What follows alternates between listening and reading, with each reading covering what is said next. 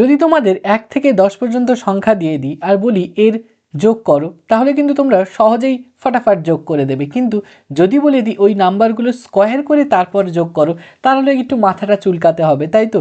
যে এত একটা বড় ম্যাথ কি করে করব।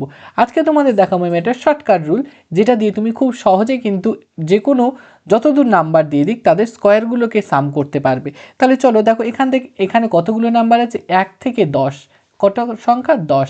তাহলে এই যে স্কোয়ারের যোগ করার ফর্মুলা হচ্ছে আমাদের n into n plus 1 into 2n plus 1 by 6। এই ফর্মুলা দিয়েই আমরা কিন্তু পুরো কেল্লা ফতে করে দেব।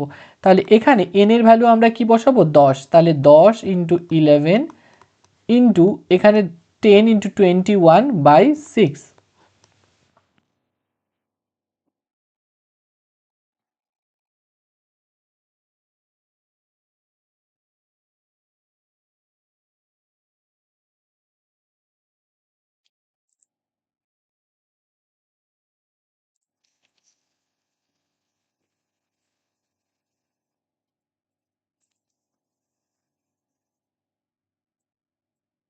তোমাকে যদি 1 থেকে 10 পর্যন্ত সংখ্যা দেওয়া হয় আর বলা হয় যোগ করো, তুমি সহজেই ক্যালকুলেশন করতে পারবে।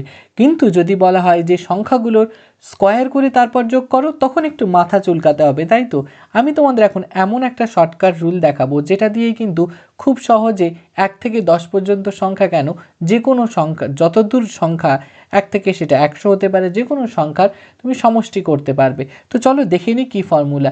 এর জন্য ফর্মুলা হচ্ছে n into n plus 1 into 2n plus 1 by 6। তাহলে এখানে n এর ভ্যালু কোনটা, n এর ভ্যালু হচ্ছে আমাদের যতগুলো সংখ্যা আছে, এখানে কতগুলো সংখ্যা আছে, 10টা। তাহলে এখানে n এর ভ্যালু যদি আমি 10 বসিয়ে দিই, তাহলে হচ্ছে কি 10 ইন্টু 11 ইন্টু 21 বাই 6। তাহলে 2 দিয়ে যদি আমি কেটে দিচ্ছি 5, আর এখানে 3 দিয়ে আবার 21 7। তাহলে এখানে ক্যালকুলেশন করলে আমাদের পেয়ে যাচ্ছি 385। আর 385 কোথায়, অপশান এ তে, এ ফর অ্যাপল।